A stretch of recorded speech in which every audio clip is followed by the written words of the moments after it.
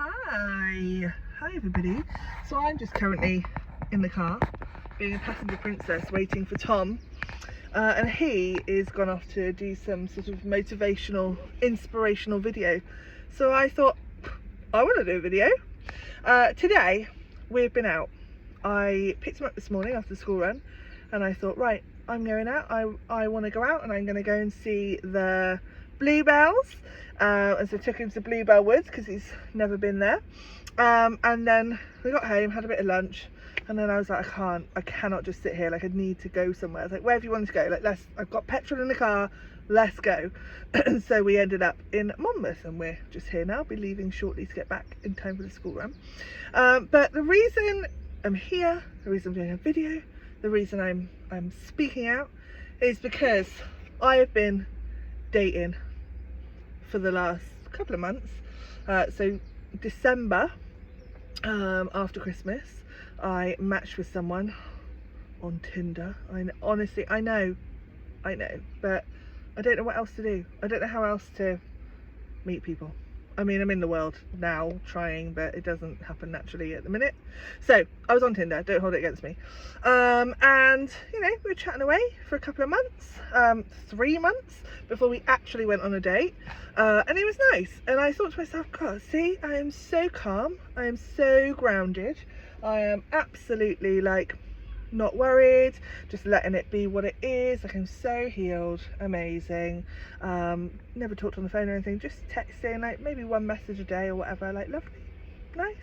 Went on a date a couple of weeks ago, and it was nice. I wasn't enamored, wasn't that bothered. I was thinking, and I thought that many a time, sort of thought, oh, I'm not sure, he's not giving me enough, not doing enough, you know, like not got enough energy about him. And so I was like, okay, fine. And he said, do you want to meet up again? I was like, yeah, okay. And it had been a couple of weeks, so we texting still, and I was like, I'd said, let's have a phone call. We were standing at a phone call, and it got cancelled then last Wednesday, and we were supposed to meet on Friday then, or have another call on Friday. We would have met yesterday for a date.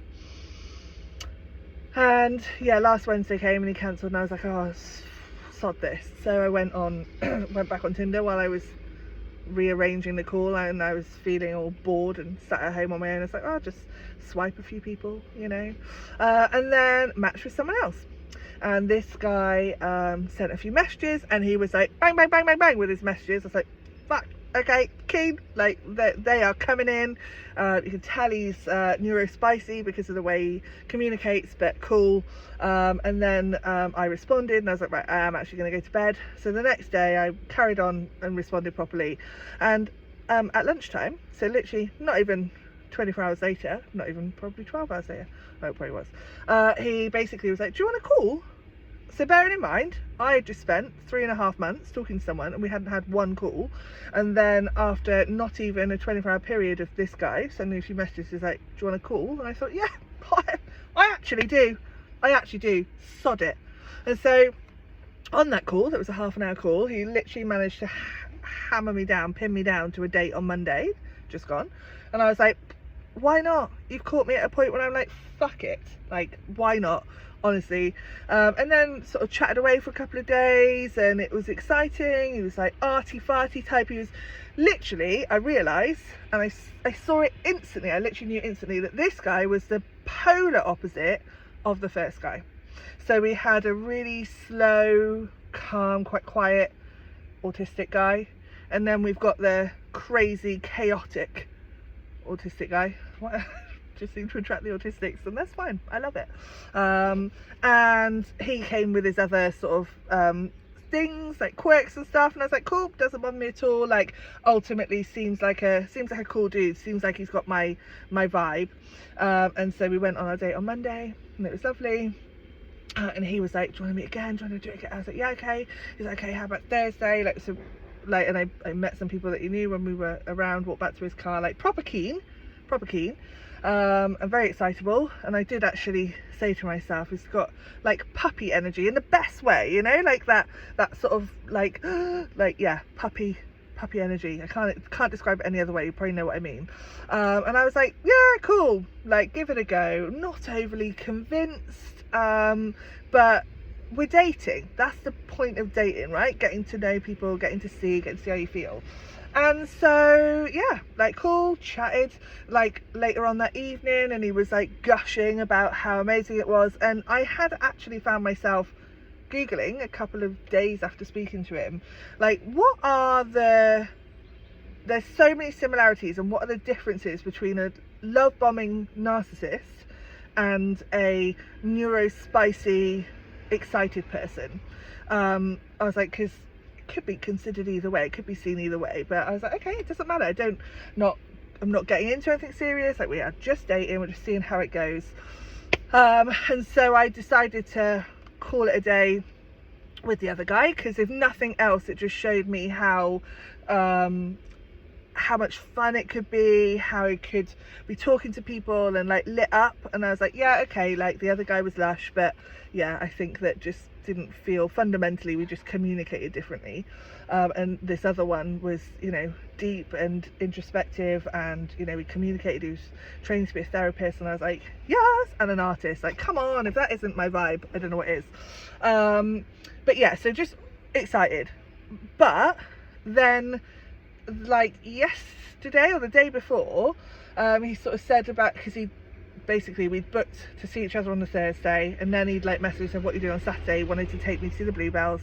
And I was like, okay, cool, like, you know, a little bit much, bit keen, I'm due on my period as well, and I'm like, but again, I'm being a yes girl. I'm saying yes to these things. I'm giving it a go and seeing how I feel, and just honouring it. You know, if it had changed, if the mood had changed, I would have said something. And so ended up then hearing from him, like I say, not yesterday, the day before, and he was sort of like, oh look, I really have got other commitments, like I'm so sorry, like can we just cancel Saturday, still see you Thursday, but I have to do this other stuff, and I know I get overexcited and blah blah. I was like, yeah, absolutely fine, like I'm totally down for that. And then yesterday I didn't hear from him all day, so I woke up in the morning, and I was just feeling that like something isn't right, and I've been feeling it since our conversation the night before. I just had this like, I don't know, something isn't right. So I took myself a breakfast. I thought, right, I'm gonna date myself as well, like, so I'm gonna take myself a breakfast, and I took my journal and I did loads of lovely journaling there, and basically spent all day reading through all my stuff, looking through all my journaling things, and getting to the point where I was like, right, I'm really clear, this is what I want. This is what I want my relationship to be. This is who I want my partner to be. This is how I want to show up in a relationship, because I could see the parts of me that were self-abandoning, people-pleasing, fawning, and I was like, my God, it's been a week talking to this guy, and I could just sense that part of me wanting my attention, and the feeling shame and guilt for wanting to be thought of, for wanting to be remembered, for wanting just simply, I do not need to text someone all day every day, but that I'm thinking of you message, that holding message is so important to me. And so I had this amazing day, planned out those stuff, did some journaling on it, got really clear. Then it's thunder and lightning, and I was like, right, I'm dancing in the rain, like this is amazing. And I imagined washing everything away that wasn't serving, and you know, I'm calling in the stuff with this list, with this artwork I'd done, like really intentional. And I know it's a new moon, it was like a new moon in a couple of days, so tomorrow now, and it's a big one, and there's lots and lots of planets in the same thing. It's like, feels powerful, right? And so I was just like, yeah, I'm feeling good. And then in the evening, about 7:30, I had a text from him, basically going, oh, actually, I just really think I have to be honest. I don't think it's going to work, blah, blah. And I was like, okay, cool, no problem. Funnily enough, I'd already had the same thought. I just didn't get around to saying it. I was willing to at least go on a date today and not see how it went, but like just meet up and have a chat in person, and just be able to say, look, I'd love to be mates because I think you're wicked, but it's not romantic. And yeah, so just didn't happen. And so my ego is a bit butthurt that he said it and I didn't get to. I was like, damn it, like what? But I understand what it is, I understand where it comes from, and not having a go about it. But yeah, and then I'm just here and I'm sharing this now, this story, because I'm like, seriously, what I basically realised that it was one extreme to the other, and it's the middle road. Like, that's what I'm calling in. I'm calling in the middle personality of those two, maybe, or even something better, something more magical. Yeah, it's wild. Dating is wild anyway, but dating in your 40s, especially when you've been single for 12 years. I know I've dated people in between, but doesn't feel like it's anything worth writing home about, you know. So yeah, anyone got any ideas? Like, I understand I need to get out in the world, but also if you haven't got money, it's really hard to be out and be sociable and think about meeting people. I'm also totally awkward if I fancy someone, like totally awkward at first. I'm really bad for it. Like, if I'm absolutely fine with you, you know, and I'm confident and I'm chatty, I probably don't fancy you. But if I go all shy and girly and can't say anything, probably do. So it's the most annoying thing about me. But yeah, so I today took myself to the Bluebells, and Tom, because, you know, and I've also, you know, been out in the world, just having a wander around. And again, I'm not on my own, obviously, fine, but I'm out. So this is my declaration to the universe through you all, whoever's watching this, for my chums that are going to watch this, to say that I am ready to find someone to call that person in. Like, I'm fucking clear about what I'm calling in, and so now I'm just open to it. Let's go. And in the meantime, I'll just keep living my life, having a lovely time.